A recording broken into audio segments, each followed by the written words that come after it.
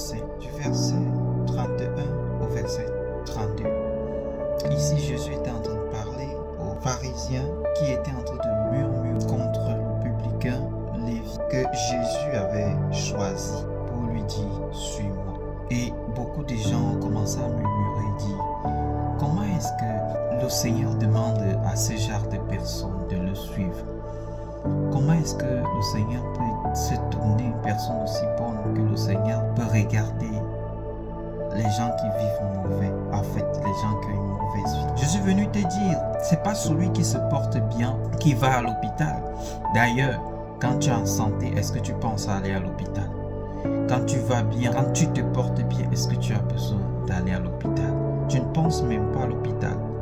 Mais c'est quand tu te sens mal, c'est quand tout va mal dans ta vie, à dormir, c'est quand tu n'arrives pas à avoir la paix que tu dis non, il faut que j'aille à l'hôpital parce que le mal, si c'est déjà compliqué, je n'arrive plus à gérer ça.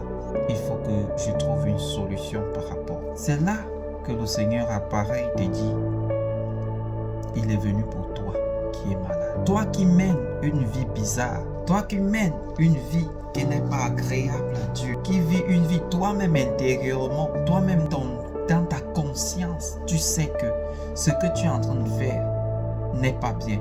Parce que quand nous sommes nés, ou alors quand nous sommes venus au monde, en grandissant, même si nos parents ne nous disent pas ceci est bien ou ceci n'est pas bien, toi intérieurement, quand tu fais quelque chose qui n'est pas bien, tu sais que ce n'est pas bien. On ne te dit pas que voler dans la marmite n'est pas bien, mais tu sais que comme tu es en train de prendre là, ce n'est pas bien. Et c'est pour ça que tu te caches pour faire un certain nombre de choses. Parce que tu sais que c'est pas bien. La vie que tu es en train de mener n'est pas une bonne vie. La vie que tu es en train de mener n'est pas une bonne vie.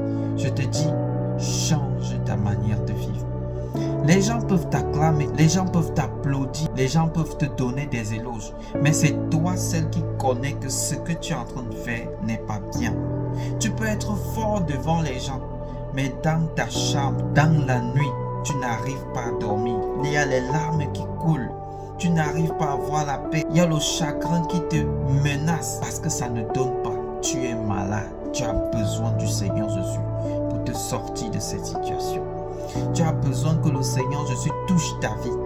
Tu as besoin que le Seigneur Jésus restaure ta vie. Et il dit qu'il n'est pas venu pour les gens qui se sentent bien, mais il est venu pour les malades comme toi. Cette maladie qui te ronge, cette chose qui te ronge.